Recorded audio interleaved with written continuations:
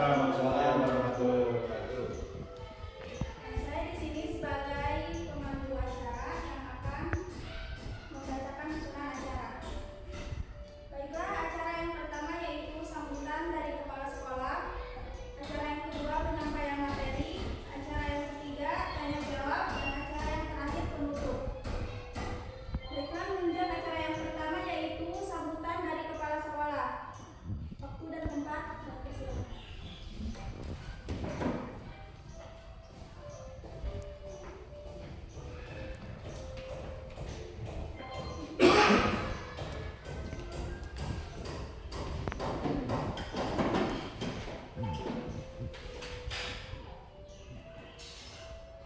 Alhamdulillahirrahmanirrahim. Bismillahirrahmanirrahim. Assalamualaikum warahmatullahi wabarakatuh. Waalaikumsalam warahmatullahi wabarakatuh. Alhamdulillah, puji syukur kita panjatkan hadirat Allah Subhanahu wa taala, Tuhan yang Maha Esa, atas rahmatnya dan karunia-Nya yang tidak terhingga kepada kita semuanya. Hari ini adalah hari istimewa bagi kita semua para guru yang terhormat. Kita di sini ada salah satu guru kita yang akan menyampaikan ilmunya dan pengetahuannya dalam program guru penggerak atau CGP ya, masih CGP. Ya. Bapak bersyukur dan sebagai motivasi pada teman-teman yang lainnya, dan kita juga sebagai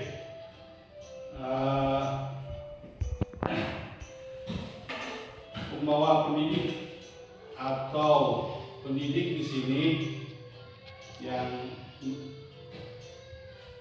agamisnya yaitu daerahnya yang sangat memperhatikan ya, memperhatikan. Jadi kita sebagai guru harus optimis dalam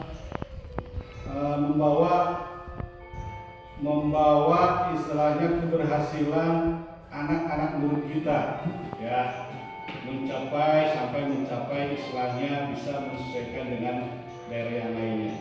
Dan itu mungkin sebagai motivasinya untuk kita sebagai pendidik, dan Bapak senang sekali dan Bapak mengucapkan terima kasih pada para calon CGP khususnya yang ada di sini di SDN di Luar Tersangka yaitu Bapak Bang ya. Bapak ucapkan terima kasih, dan itu aja. Dengan tutup dengan akhir kalam. Assalamualaikum warahmatullahi wabarakatuh. Waalaikumsalam warahmatullahi wabarakatuh.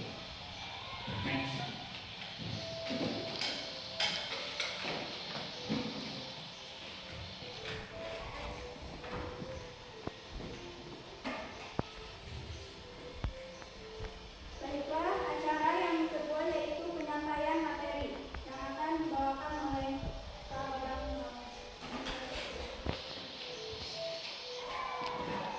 Baik, assalamualaikum warahmatullahi wabarakatuh. Yang saya hormati kepala sekolah atau yang mewakili, yang saya hormati Bapak dan Ibu guru SDN Luar Sangka. Alhamdulillah pada hari ini kita bisa berkumpul dalam rangka belajar bersama ya. Jadi kita sama-sama belajar, saya juga belajar, Bapak dan Ibu juga belajar, jadi kita belajar bersama. Saya alhamdulillah tahun ini ikut CGP dan menjadi CGP. Setelah beberapa bulan saya mendapatkan ilmu ya, istilahnya ilmu yang mudah-mudahan bermanfaat. Nah, di hari ini saya juga ditugaskan untuk menularkan, mendesimasikan kepada Bapak dan Ibu. Di bahasa orang lama ditularkan, jadi bahasa kerennya desiminasi ya. Jadi saya mendapatkan ilmu di beberapa yang saya dapatkan itu supaya ditularkan dan diterapkan di sekolah ini. Ya. Kita langsung ke materi yang akan saya bawakan hari ini yaitu tentang budaya positif. Bapak dan Ibu tahu arti budaya? Tahu ya budaya apa? Nggak tahu kan? Positif tahu kan positif? Iya. Nah, jadi kalau positif itu yang jelas hal-hal yang baik ya kalau positif. Iya. Berbeda dengan negatif. Sebelum ke materi, saya akan mengajukan beberapa pertanyaan pematik. Santai saja Bapak dan Ibu ya, santai saja. Jadi kalau ada pertanyaan pematik langsung keluar bertanya biasanya. Jadi saya juga waktu belum tahu begitu. Pertanyaan pematik itu antara setuju dan tidak setuju. Ya. Di sini nomor 1 Bapak dan Ibu kan sudah lihat, sudah pegang materinya ya. Hukum dapat mendisiplinkan anak. Setuju apa tidak? Saya tanya satu-satu dulu. Ibu Sari setuju apa tidak? Hukum dapat mendisiplinkan anak. Ibu Sari jawab setuju. Ibu Ade? Setuju. Pak Muhyiddin? Ya, setuju. Setuju. Oke, kita tahu dulu. Nomor 2. Pemberian efek jerah dengan hal positif seperti membaca atau membersihkan halaman sekolah dapat meningkatkan disiplin anak. Setuju tidak? Mulai dulu. Setuju. Jadi kita harus berdasarkan pemikiran sendiri. Yeah. Jadi kalau setuju, menurut saya setuju apa tidak? Kita kan sudah melakukan sehari-hari mengajar anak-anak. Pemberian efek jerah itu dengan hal positif seperti membaca atau membersihkan halaman sekolah itu menurut Bapak dan Ibu itu positif apa negatif? Setuju apa tidak? Nah, coba Bu Sari, setuju apa tidak? Setuju Bu Ade? Setuju. Setuju apa mikir adalah apa nyontoh? Nah, Pak Muhyiddin? setuju. Nah, Itu gue. agak berdasarkan menurut sendiri. Ini kan beda-beda. Setuju apa tidak? Menurut Bapak dan Ibu.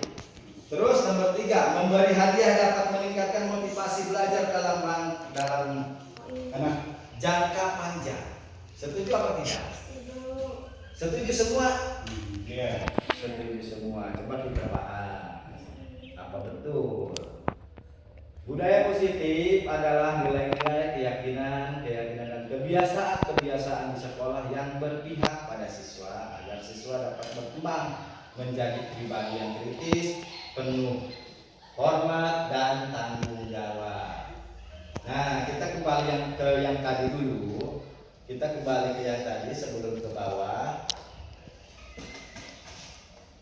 Jawaban yang pertama dan kedua sampai ketiga semuanya setuju. Terus yang pertama, hukuman dapat mendisiplinkan anak. Kita jangan melihat di sekolah mana, di sekolah A, sekolah B, siswa mana, guru mana. Kita yang dialami sehari-hari mengajar itu seperti apa, dampaknya apa yang terasa sama Bapak dan Ibu. Terus kalau misalkan Bapak dan Ibu itu menerapkan hukuman dapat mendisiplinkan anak seperti apa? Contoh dulu. Hukuman dapat mendisiplinkan anak. Oke, kira-kira seperti apa hukumannya? Contoh. Kita cari contoh dulu. Anak tersebut misalkan tidak mengerjakan PR. Nah, berarti kan dihukum ya supaya tujuannya disiplin. Betul tidak?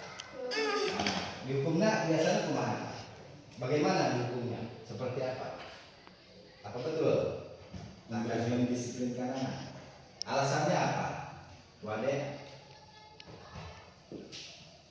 Alasannya apa?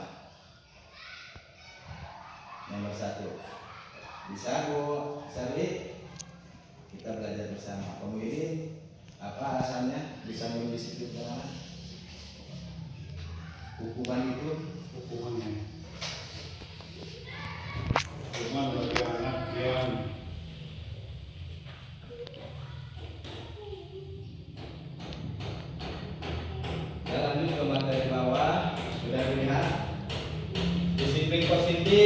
kebutuhan dasar manusia, posisi kontrol, keyakinan kelas, dan segitiga restitusi itu yang akan kita bahas hari ini. Ya.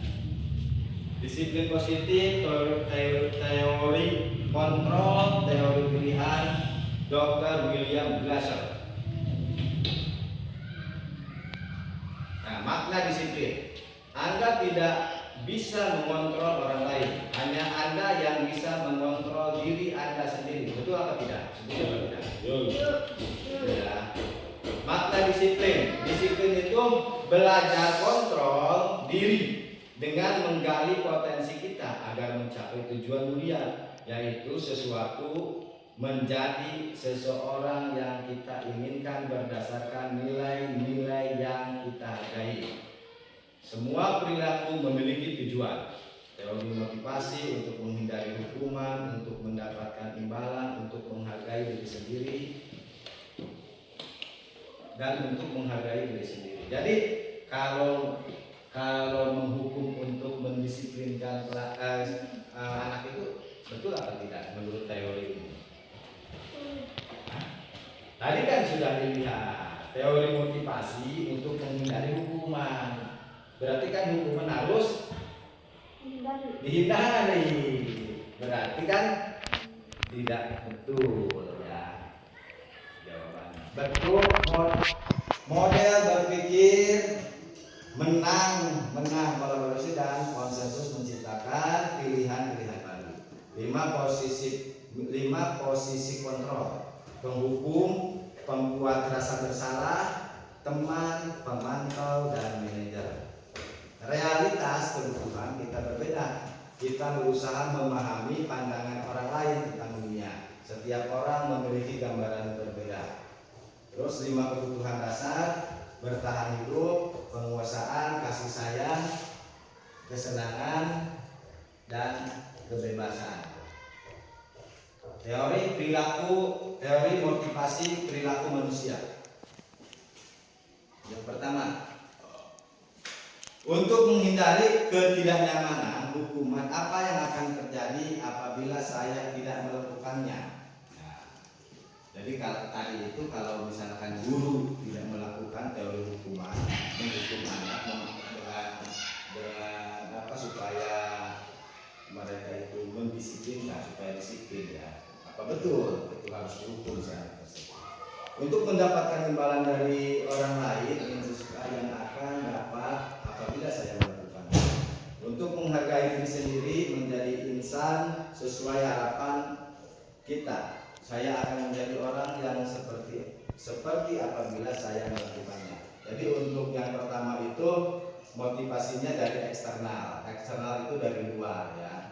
Apa yang akan terjadi apabila saya tidak melakukannya? Berarti kan itu harus dorongannya berasal dari luar. Terus untuk mendapatkan imbalan sama itu juga motivasi dari eksternal, dari luar ya. Terus yang ketiga itu untuk menghargai diri sendiri, menjadi insan sesuai harapan kita, itu munculnya dari internal, dari diri kita sendiri. Itu tujuan disiplin positif. Nah, sekarang kita ke bawah. Dihukum oleh penghargaan, pengaruh jangka pendek dan jangka panjang. Itu kalau ini kita masih membahas hukuman yang tadi ya. Terus penghargaan menghukum. Lanjut, penghargaan mengurangi ketepatan. Terus penghargaan tidak efektif. Selanjutnya penghargaan merusak hubungan.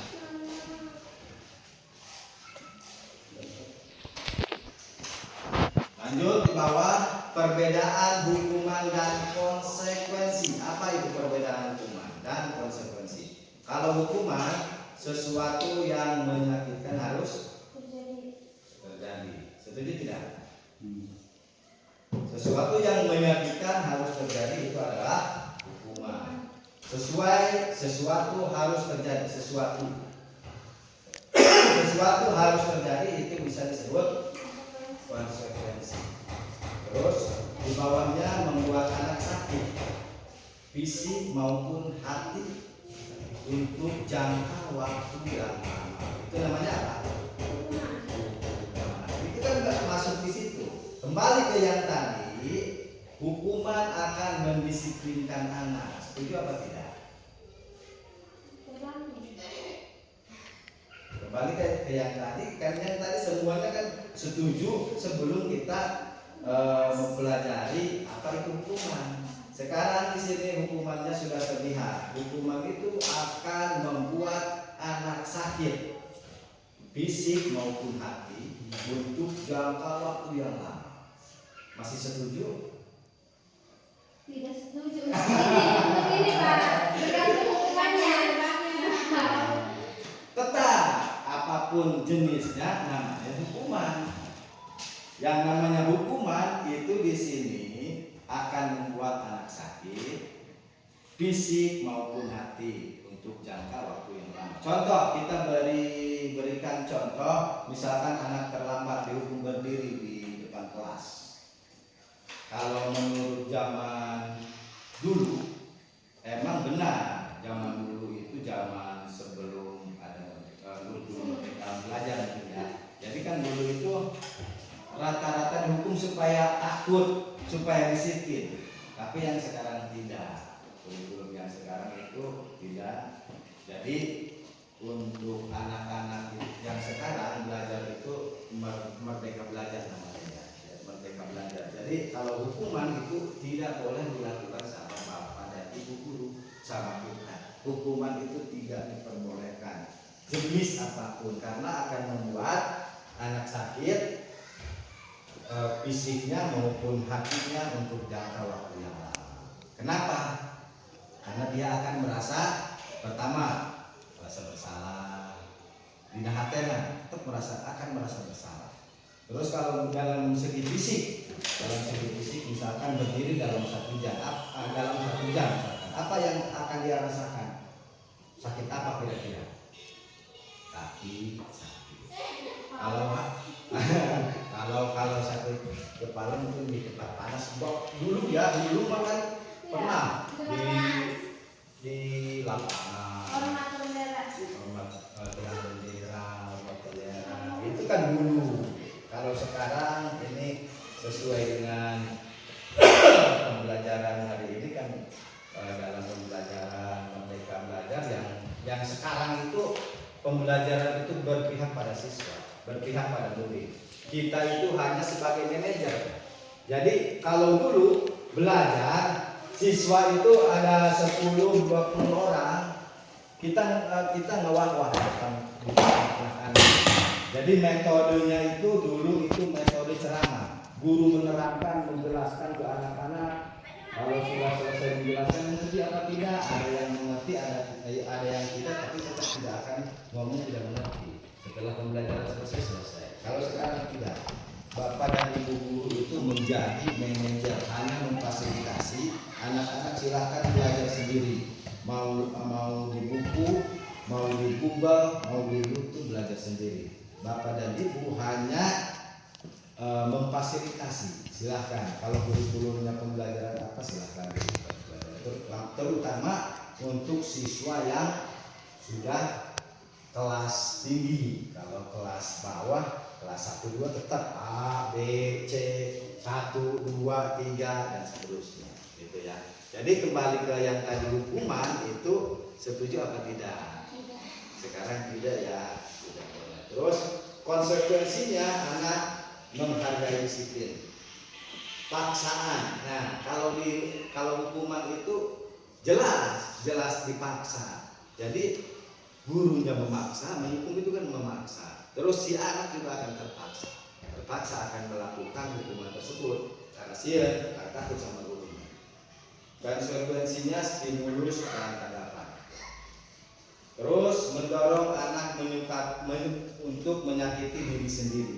Betul apa tidak kira-kira? Kalau hukuman itu dijalankan, diterapkan sama bapak dan ibu guru, itu cenderung akan mendorong anak tersebut untuk menyakiti diri sendiri. Mungkin ada yang terjadi ya, mungkin bisa saja karena mungkin malu sama teman-teman. Terus konsekuensinya mendorong anak agar mudah menyesuaikan diri. Konsekuensi Hukuman ke bawah yang selanjutnya adalah konsep diri yang buruk. Jadi hukuman itu benar-benar tidak ada bagusnya, tidak ada manfaatnya ya di sini. Jadi konsep diri yang buruk, dirinya sendiri akan membuat konsep menjadi buruk konsepnya. Terus anak belajar untuk menyembunyikan kesalahan. Nah, anak belajar untuk menyembunyikan kesalahan itu maksudnya apa? Kalau dia takut dihukum, misalkan begini, dia tidak mengerjakan PR. Kalau tidak mengerjakan PR biasanya dihukum berdiri, kemungkinan anak tersebut akan berbohong. Kalau ditanya sama bapak dan ibu guru, kenapa kamu semalam tidak mengerjakan PR? Pasti alasannya akan berbeda. Walaupun misalkan anak tersebut main misalkan ya, main sama temennya, tidak mengerjakan PR, tapi tahu punya PR, tapi kemungkinan pas ditanya akan berbohong. Misalkan kenapa kamu tidak mengerjakan PR? Ketiduran Pak, padahal berbohong. Jadi karena takut dihukum. Jadi dampaknya itu sangat tidak baik kalau menerapkan hukum. Terus yang selanjutnya, jadi anak menyembunyikan kesalahan itu ditutupi dengan berbohong. Yang selanjutnya marah, rasa bersalah, dipermalukan, merasa tidak dihargai. Jadi kita kalau menerapkan hukuman terhadap anak tersebut, dia kemungkinan akan muncul emosi, ya emosi, rasa emosi. Terus rasa bersalah, jelas rasa bersalah karena dia sudah dihukum, pasti melakukan kesalahan. Terus dipermalukan, jelas, sangat jelas dia malu sama teman-temannya. Kalau dia dihukum berdiri di depan kelas saja, yang lain duduk, kira-kira malu apa tidak? Sangat malu. Jadi itu tidak baik dan merasa tidak dihargai. Kalau konsekuensinya yaitu konsep diri yang baik, jadi kebalikannya ya. Anak belajar untuk mematuhi aturan, terus kehilangan hak, dibuat tidak nyaman, diasingkan untuk sementara. Lanjut ke bawah. 5 kebutuhan dasar manusia. Yang pertama apa? Kebutuhan untuk bertahan hidup. Jadi kebutuhan untuk bertahan hidup itu masuk ke 5 kebutuhan dasar. Yang kedua, cinta dan kasih sayang. Love and belonging kalau bahasa Jawanya, bahasa Inggrisnya. Cinta dan kasih sayang pasti butuh ya semuanya, dari mulai anak kecil sampai orang dewasa itu membutuhkan cinta dan kasih sayang. Selanjutnya kebebasan. Kebebasan itu artinya tidak terkekang. Dia bebas melakukan apa saja selama hal tersebut positif. Terus kesenangan dan kekuasaan. Nah, Bapak dan Ibu di antara 5 tersebut, apa yang sudah tercapai? Semuanya di antara 5 tersebut, kebutuhan untuk bertahan hidupnya sudah ada, sudah punya? Sudah? Cinta dan kasih sayangnya sudah ada? Saya ada lagi. Iya kan, ini 5 kebutuhan dasar manusia. Kita kan manusia semuanya, termasuk saya di sini. Jadi 5 kebutuhan dasar ini harus terpenuhi semuanya. Kebutuhan dasar kan, kebutuhan bertahan hidup mungkin semuanya sudah ya. Nah, cinta dan kasih sayang, apakah sudah? Sudah. Sudah, belum. Dari orang tua. Ini kebutuhan dasarnya terpenuhi. Yang ketiga, kebebasan. Apakah Bapak Ibu sudah merasa bebas? Sudah. Bebas atau tidak? Terus kesenangan. Apa Bapak Ibu sudah merasa senang? Nah, senang menurut masing-masing ya. Terus yang nomor 5, kekuasaan. Kekuasaan. Apa Bapak dan Ibu sudah merasa berkuasa? Berkuasa dalam rumah tangga. Berkuasa dalam kalau dalam rumah tangga berkuasanya mungkin yang harus berkuasa itu Berkuasa di dapur, Pak. kepala keluarga. Nah, sekarang lanjut ke bawah, posisi kontrol. Posisi kontrol itu juga ada 5: penghukum, pembuat rasa bersalah, teman, pemantau, dan manajer. Nah, kalau penghukum di sini, penghukum kurang kelihatan ya.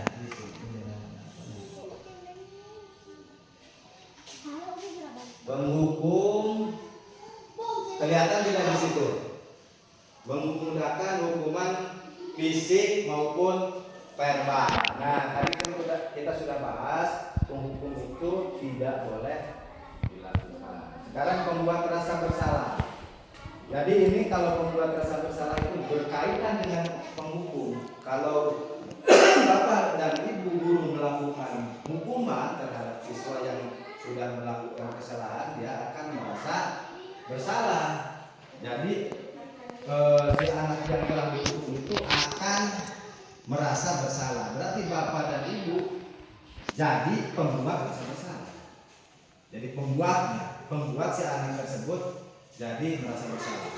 Terus nomor 3, apakah Bapak dan Ibu sudah menjadikan anak-anak siswa Bapak dan Ibu sebagai teman?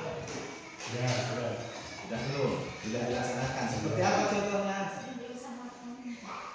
Ayo nah kita bersih-bersih, sambil diajak sambil kita bersih-bersih. Jadi jangan ayo bersih-bersih Bapak dan Ibu tidak. Jadi kalau sebagai teman itu kalau kita ngajak untuk belajar, belajarnya bareng. Kalau ngajak untuk bersih-bersih kelas, bareng-bareng juga. Jadi memposisikan Bapak dan Ibu guru dan siswa itu sebagai teman. Kalau pemantau, apa itu arti pemantau? Ada yang tahu? Pemantau itu kalau di kelas kita lihat ada yang berlari, ada yang belajar, ada yang bercanda dan macam-macam, dipantau. Setelah beres, maksudnya setelah memantau, Bapak dan Ibu itu langsung menilai dari segi anak tersebut itu si A ibaratnya suka bercanda, si B aktif belajar, tapi hanya memantau tidak turun. Ya, nah, yang nomor 5, manajer. Manajer itu tahu manajer? Apa itu arti manajer? Jadi manajer itu bukan hanya di perusahaan ya. Ternyata Bapak dan Ibu guru juga harus menjadi manajer. Apa artinya manajer? Memanage. Ya, manajer itu kita sebagai manajer. Jadi bukan hanya di perusahaan, Bapak dan Ibu guru juga harus jadi manajer. Jadi dari 5 posisi kontrol tersebut, apa yang sudah Bapak Ibu terapkan, lakukan? Apa penghukum sudah yang pernah ya penghukum. Terus pembuat rasa bersalah sudah, teman, pemantau, manajer. Nah, kita posisinya Bapak dan Ibu guru itu harus sebagai manajer dan sebagai teman. Kalau penghukum itu, kalau teman mungkin jangan terlalu dekat ya. Kadang-kadang kalau terlalu dekat dengan siswa juga kesopanannya kurang terjaga sama Bapak dan Ibu. Selanjutnya posisi kontrol. Nah, posisi kontrol di sini tindakan guru penghukum memarahi, mengkritik, menyakiti, melakukan tindakan kekerasan. Pernah Bapak Ibu lakukan? Memarahi siswa pernah? Mengkritik pernah? Menyakiti? Melakukan tindakan kekerasan seperti zaman baru mesin, goengkeun atau dipukul. Guru kan pernah ya dengar kita ya.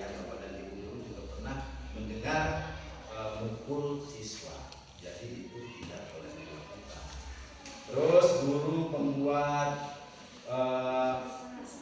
merasa bersalah, membuat rasa bersalah, mendiamkan, menceramahi, membuat rasa bersalah. Jadi kadang-kadang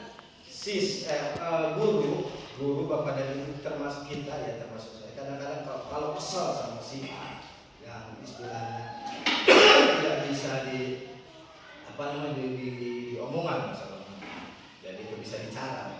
Jadi kadang-kadang kita mendiamkan, kadang-kadang juga menceramahi, cara kanan sini, kenapa kamu melakukan itu bro? Ada juga yang seperti itu. Guru yang ketiga selanjutnya, guru sebagai teman membuat pemakluman, gak apa-apalah di rumah, jadi doang kabar-kabar itu juga sebenarnya bisa dilakukan, bisa tidak, tergantung posisi. Terus nomor 4, guru pengontrol, memantau dan mencatat. Guru nomor 5 itu sebagai manajer bertanya dan membuat kesepakatan. Itu yang bagus ya, sebagai manajer. Lanjut.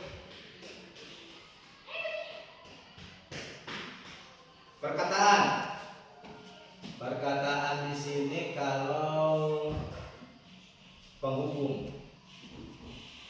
Kalau kamu titik-titik ya, kalau kamu tidak mengerjakan tugas, bapak atau ibu akan hukum. Nah, itu perkataan yang jadi penghukum, itu yang tidak boleh dilakukan sebagai guru. Jadi seperti perkataan mirip ancaman. Selanjutnya, guru membuat rasa bersalah bapak ibu kecewa sama kamu. Kalau orang tua tahu, bagaimana seharusnya kamu tahu? Nah, mengerti nggak yang seperti ini? Pernah nggak dilakukan? Membuat kata-kata perkataan seperti ini bapak dan ibu lakukan kepada siswa. Pernah? Belum. Terus perkataan sebagai ini contoh ya, contoh perkataan sebagai teman. Lakukan demi bapak atau ibu. Lakukan apa? Di sini misalkan seperti membereskan buku. Sebagai teman posisi. Terus yang pengontrol, kamu sudah tahu aturannya kan? Jadi setelah tahu aturannya, kalau di kelas itu tidak boleh bermain, hanya mengontrol saja. Terus yang manajer, apa sebenarnya harapannya? Manajer itu kan ditanya detailnya seperti apa siswa tersebut. Terus yang selanjutnya akibat. Akibatnya kalau menghukum murid tidak peduli dengan gurunya atau tugas sekolah. Setuju atau tidak? Kalau dia sudah dihukum, murid tidak peduli lagi dengan gurunya. Terus dia bahkan akan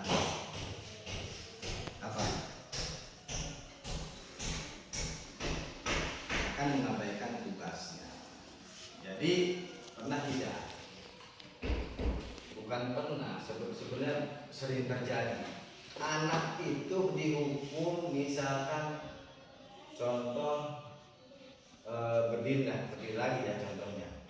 Si A mengerjakan tugas, tidak mengerjakan tugas dihukumnya hanya berdiri sebentar misalkan ya. Terus besoknya dikasih tugas lagi, dia akan berpikiran begini, lah lihat tugasnya begitu sulit. Dikasih tugas sama bapak ibu guru, tugasnya sangat sulit, sungguh sulit.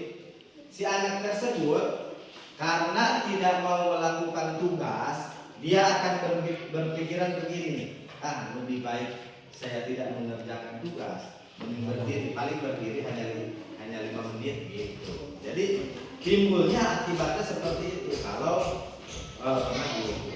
Selanjutnya, merasa guru adalah teman yang baik, teman yang bisa memaklumi kesalahannya. Jadi kalau anak guru tersebut terhadap anak mungkin terlalu dekat, jadi nanti anak tersebut itu menganggap teman, kalau dia melakukan kesalahan akan dimaklum sama bapak dan ibu. Itu juga tidak baik. Terus akibat selanjutnya murid kalau posisi pengontrol ya, murid mempertanyakan konsekuensi perbuatannya. Yang manajer, apa yang bisa saya lakukan untuk memperbaiki? Nah, jadi si anak tersebut jadi proaktif kalau posisi guru sebagai manajer. Terus yang selanjutnya pola perilaku penghukum, perilaku melanggar yang berulang sebagai bentuk perlawanan. Jadi si anak kemungkinan akan melawan gitu ya, bentuk perlawanannya seperti yang tadi diceritakan. Dia kalau dikasih tugas yang cukup sulit, kemungkinan dia akan melakukan yang sudah pernah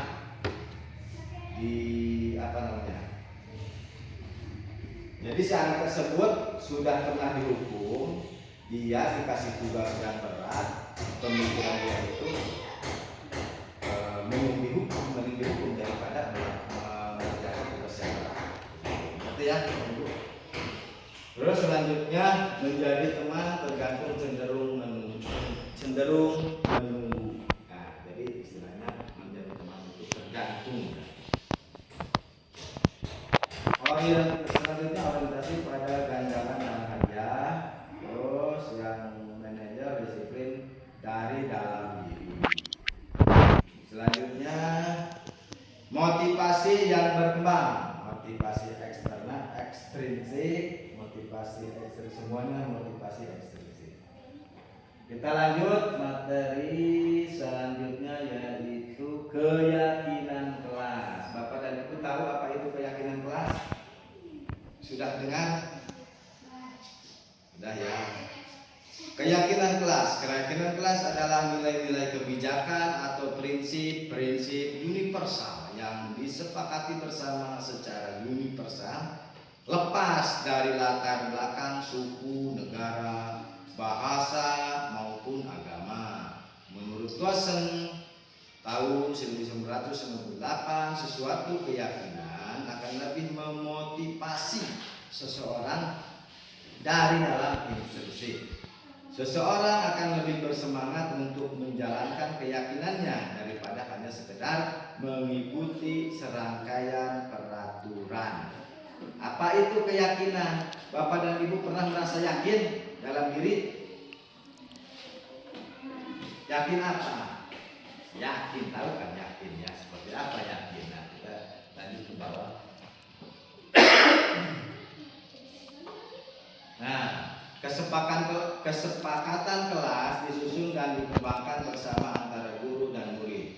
Kesepakatan kelas yang menuntut nilai-nilai positif akan berujung pada keyakinan kelas.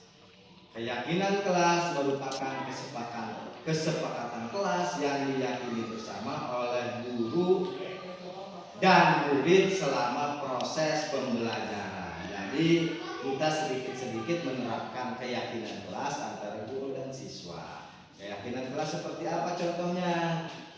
Kalau habis belajar ada aturan tertulis, ibaratnya begini, kalau peraturan itu tertulis, kalau keyakinan itu tidak tertulis, tapi dia akan merasa tanggung jawab. Seperti habis belajar, selesai belajar, buku paket akan disimpan ke tempatnya.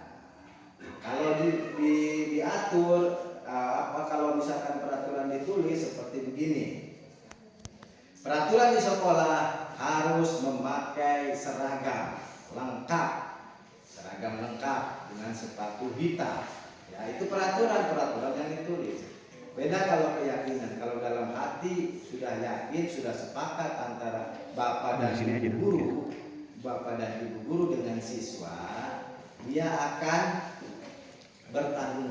bertanggung jawab untuk memakai seragam, tidak takut dengan aturan atau konsekuensi dan hukum. Nah, di sini kita aturan.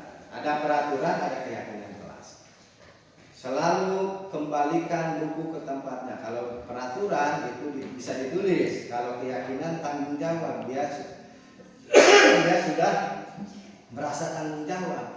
tidak harus membaca lagi itu apa peraturannya. Kalau buku sudah dia pakai, sudah selesai, dia akan dikembalikan lagi ke raknya. Itu namanya tanggung jawab.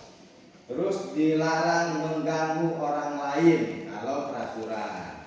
Kalau keyakinan namanya menghormati orang lain. Nah, sekarang peraturan hadir di sekolah 15 menit sebelum pembelajaran dimulai. Terus kalau keyakinan kelas menghormati orang lain dan berkomitmen, dia tidak perlu lagi membaca peraturan. Peraturan tersebut hadir 15 menit di sekolah itu sebelum pembelajaran, dia sudah berkomitmen. Jadi setiap hari itu sebelum bel berbunyi dia sudah hadir karena sudah berkomitmen. Dilarang melakukan kekerasan, itu peraturan. Kalau keyakinannya keselamatan menghormati orang lain. Kalau sudah saling menghormati antar orang lain, dia tidak akan melakukan kekerasan. Terus dilarang menggunakan narkoba karena itu keyakinan kelasnya untuk kesehatan.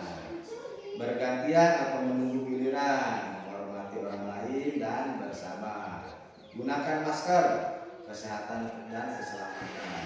Jangan berlari di kelas atau koridor, itu kesehatan dan keamanan.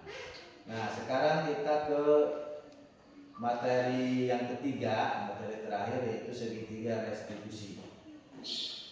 Segitiga restitusi itu yaitu suatu proses dialog yang dijalankan guru atau orang tua agar dapat menghasilkan siswa yang mandiri dan bertanggung jawab. Nah, tahapan segitiga restitusi: validasi tindakan yang salah, ada 3 ya. Terus menstabilkan identitas dan menanyakan keyakinan.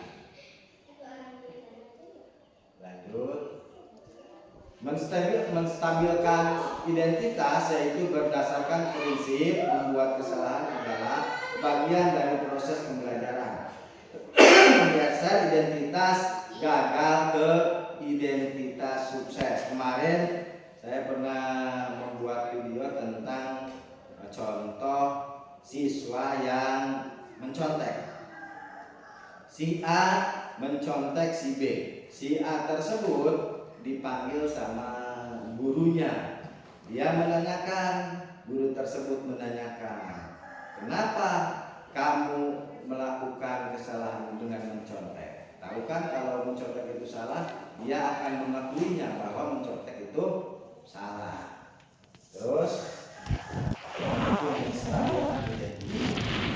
yang selanjutnya validasi tindakan yang salah. Berdasarkan prinsip bahwa setiap perilaku berupaya memenuhi sesuatu kebutuhan tertentu, guru akan bergeser dari pemikiran stimulus respon menjadi proaktif, mengenali dan mengetahui kebutuhan murid akan memperbaiki hubungan dengan murid. Jadi kalau yang pertama apa namanya? Menstabilkan identitas itu.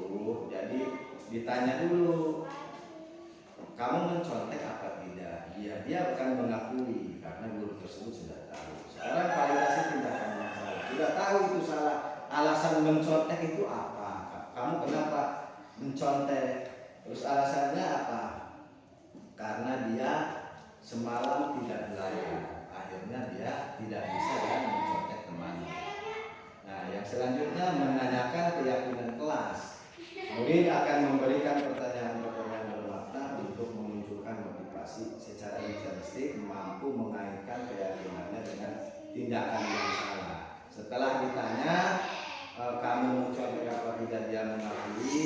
Setelah ditanya di alasannya kenapa dia tidak belajar dan akhirnya tidak bisa terus mencontek, akhirnya anak tersebut akan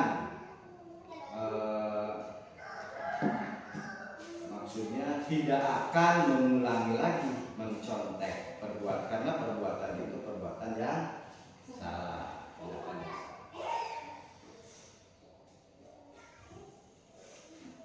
Nah, tindakan guru.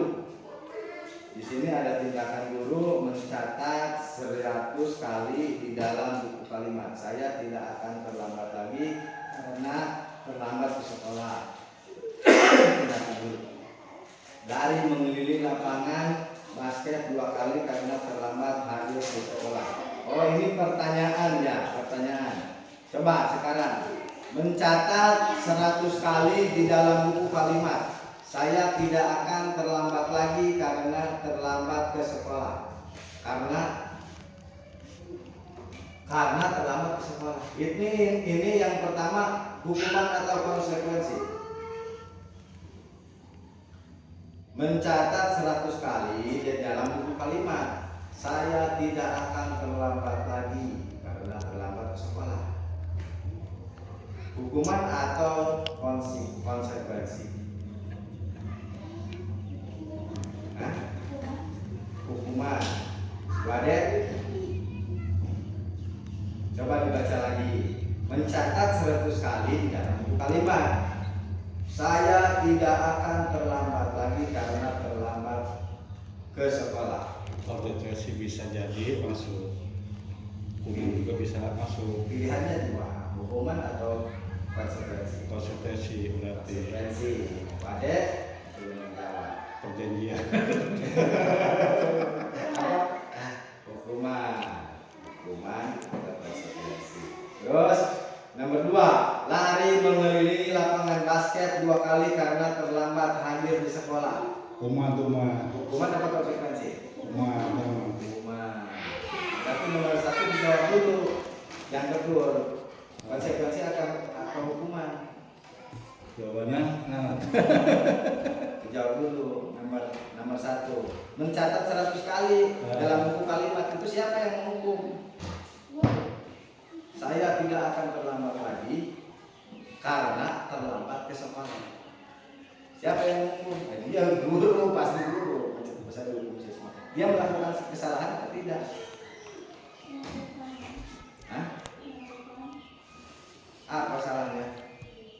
Terlambat ke sekolah. Terlambat ke sekolah. Terlambat datang karena Koliko memberikan mana.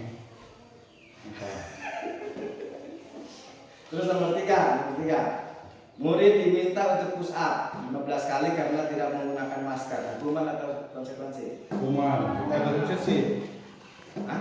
Perjanjian. Hukuman itu hukuman. Menggantikan kertas tugas laman yang dicoret-coret. Konsekuensi. Menggantikan kertas tugas teman yang telah dicoret-coret. Konsekuensi maksudnya. Terus membersihkan tumpahan air di meja tulis karena tersenggol. Konsekuensi. Nama selanjutnya, murid disuruh untuk mengenakan sepatu seharian di sekolah karena tidak mengenakan sepatu hitam. Hukuman. Lari mengelilingi lapangan basket 2 kali karena terlambat 10 menit. Pelajaran PDLK. Konsekuensi. Hah? Konsekuensi. Hukuman. Dia kan terlambat 10 menit. Terlambat karena terlambat 10 menit dihukum mengelilingi lapangan basket. Tuh jawabannya ada kan di bawah? Iya. Jawabannya Ada. hukuman, konsekuensi, dan hukuman. Terus selanjutnya selesai. Selesai, thank you, tenang, Reva. Baik Bapak Ibu, ada pertanyaan? Materi sudah selesai disampaikan, belajar bersama ya. Apa Bapak Ibu masih ada pertanyaan? Tadi katanya setelah materi disampaikan mau bertanya. Kalau tidak ini ibu, Ada? Kalau tidak ada mau saya tutup. Tidak ada? Tidak ada, semuanya tidak ada, sudah jelas. Kita belajar bersama. Mudah-mudahan baik Bapak Ibu, mudah-mudahan hari ini pelajaran hari ini bermanfaat untuk kita semua. Ya, walaupun sepertinya pelajaran hari ini cukup bukan sulit, tapi mungkin kita akan menerapkannya di sekolah kita. sedikit kebiasaan yang sudah kita pelajari hari ini itu bisa diterapkan di sini ya dan bermanfaat. Jadi kita juga tidak ketinggalan gitu ya, ketinggalan sama sekolah-sekolah yang sudah istilahnya maju gitu ya, sudah berkembang. Jadi walaupun kita ada di pinggir, di gunung, siswa sedikit, yang disiplinnya sangat jauh, sangat kurang, tapi mudah-mudahan sedikit demi sedikit kita menyusul. Saya juga mendoakan kepada teman-teman Pak Muhyiddin segera CGP, terus Bu Seri, Bu Ade segera lulus kuliah dan segera berangkat. Jadi kita belajar bersama, saling mendorong dan saling mendukung. Ya. Itu aja yang bisa saya sampaikan hari ini. Mohon maaf bila ada kekurangan. Terima kasih. Assalamualaikum warahmatullahi wabarakatuh. Waalaikumsalam warahmatullahi. Assalamualaikum warahmatullahi wabarakatuh. Waalaikumsalam warahmatullahi wabarakatuh. Selamat pagi anak-anak. Apa kabar hari ini? Apa kalian sudah sarapan? Sarapan apa? Ada yang belum sarapan? Jangan jajan es. Nah, hari ini kita akan belajar tentang peraturan kelas dan keyakinan kelas. Ada yang tahu peraturan kelas itu apa? Peraturan sekolah? Ada yang tahu apa itu peraturan? Apa itu peraturan? Tahu kan? Peraturan. Tahu nggak apa itu peraturan? Peraturan itu sesuatu atau hal yang harus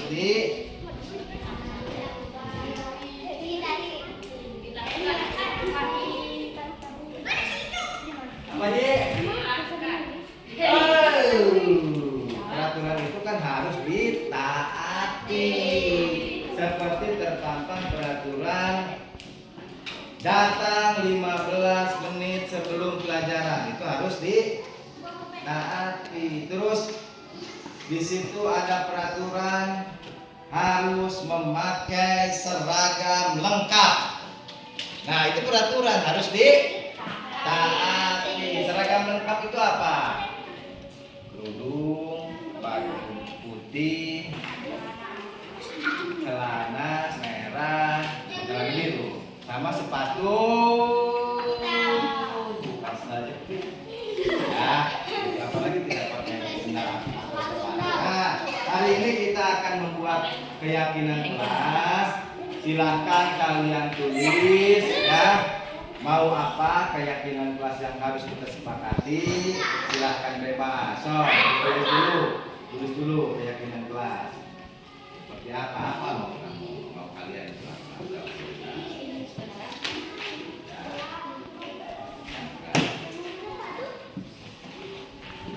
Sudah selesai?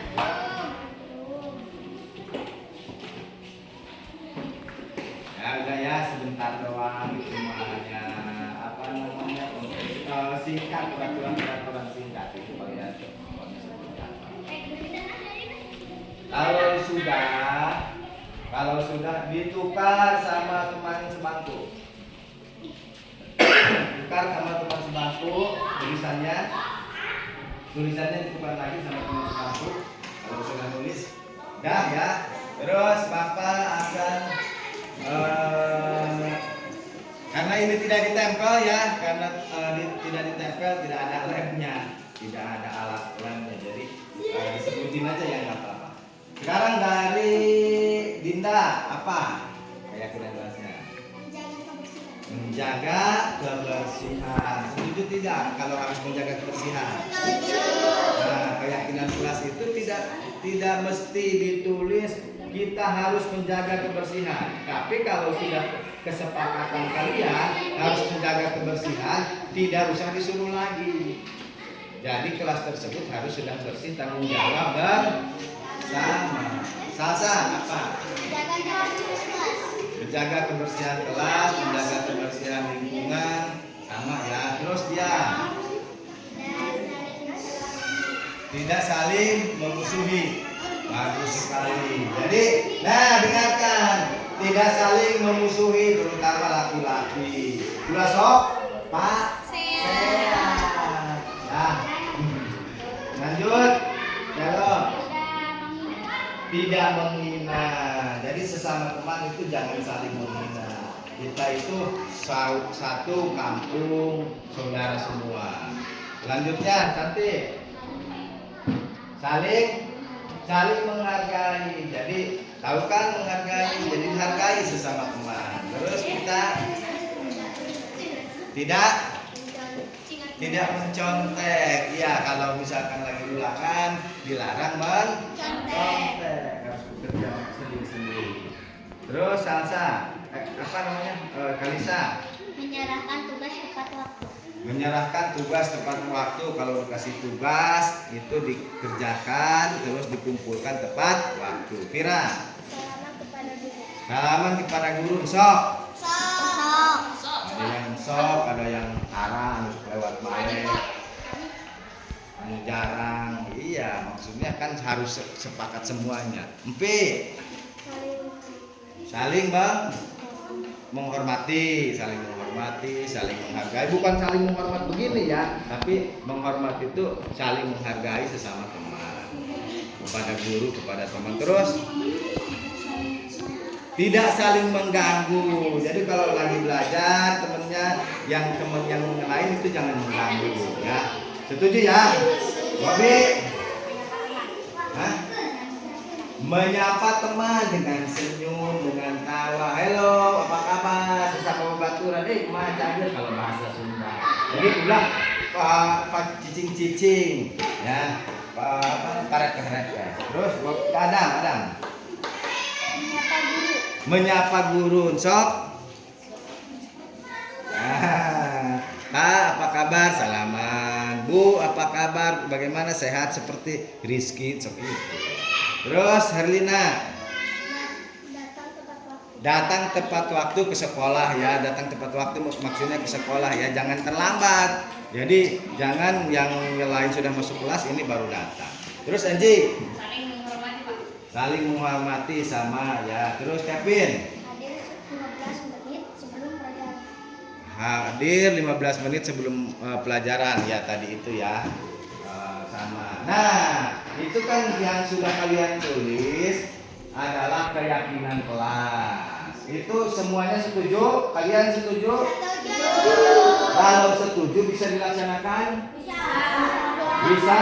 Seperti menjaga kebersihan itu harus tanggung jawab bersama. Itu tanggung jawab bersama, harus bersih tanpa harus disuruh lagi karena kalian itu sudah sepakat. Kelas itu harus bersih. Saling menghormati sesama teman kepada guru. Sepakat, setuju? Nah, ya kalau begitu kalian sudah sepakat, semuanya sudah setuju, tinggal dilaksanakan. Siap? Siap. Benar? Yakin? Nah, kalau begitu kita nanti disambung lagi pertemuannya setelah habis istirahat. Sampai di sini dulu. Sekian. Assalamualaikum warahmatullahi wabarakatuh. Waalaikumsalam warahmatullahi wabarakatuh. Assalamualaikum warahmatullahi wabarakatuh. Waalaikumsalam warahmatullahi wabarakatuh. Sudah istirahatnya? Sudah. Jajan apa? Jajan goreng. Jangan yang Nah, kalau sudah istirahat kita lanjutin pembahasan yang tadi tentang peraturan atau keyakinan kelas. Ya. Kita lanjut keyakinan kelas. Tadi contohnya seperti apa? Saling coba selo apa? Tidak memusuhi sesama teman. Kalau yang menyapa tadi siapa? Saling menyapa. Bobi, coba contohkan. Kalau menyapa teman bagaimana? Coba ke Adam. Adam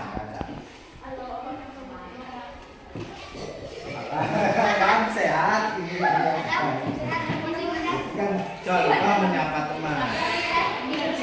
SIPA apa SIPA tulisannya? Tidak saling mengganggu. Contohnya apa? Mpi lagi belajar, berarti SIPA jangan mengganggu. Selanjutnya coba Sasa tadi apa Sasa? Udah. Menjaga kesehatan. Kesehatan apa kebersihan? Kebersihan kelas. Contohnya apa? Kebersihan kelas. Kalau ada sampah diambil tanpa disuruh, harus sendiri ya. Kalau selok apa? Selok apa itu? Hah? Tidak memusuhi. Udah jelas ya, jangan saling memusuhi. Dian? Tidak menghina. Tahu kan? Tidak menghina, ulah menyokan kalau bahasa orang ya. Jelas saling menyokan. Terus Santi apa? Saling menghargai tadi udah. Terus Mita? Tidak mencontoh. Alisa? Suka begitu? Suka begitu enggak? Bisa. Ada ditanya sama guru, sudah selesai apa belum? Belum. Padahal waktu sebentar lagi habis. Seharusnya diusahakan itu sebelum waktu habis 5 menit sebelumnya dikumpulkan tugasnya. Pira apa? Salaman. Coba contohnya bagaimana salaman? Nah ini contoh. Jangan cepat-cepat coba contohnya. Nah ini contohnya salaman kepada guru. Salaman kepada guru, bapak ibu guru, ada yang salaman sama istri. Itu tidak bagus, ya, kurang baik. Jadi salaman ke sini. Oke. Udah ya tadi. Terus kita udah. Kita ada apa itu? Ini apa guru gimana contohnya?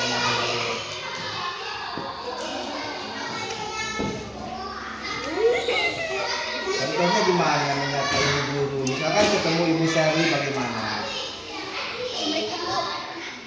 Assalamualaikum Bu, apa kabar? Sambil salaman. Ngelin apa? Ngelin apa itu? Datang tepat waktu.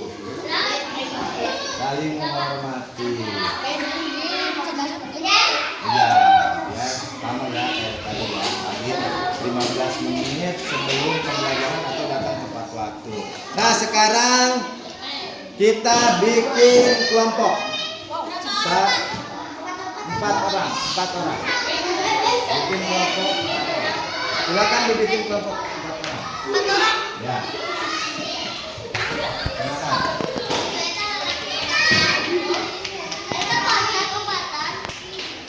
Bikin dulu kelompok 4 orang. Bapak akan menyiapkan tugas selanjutnya.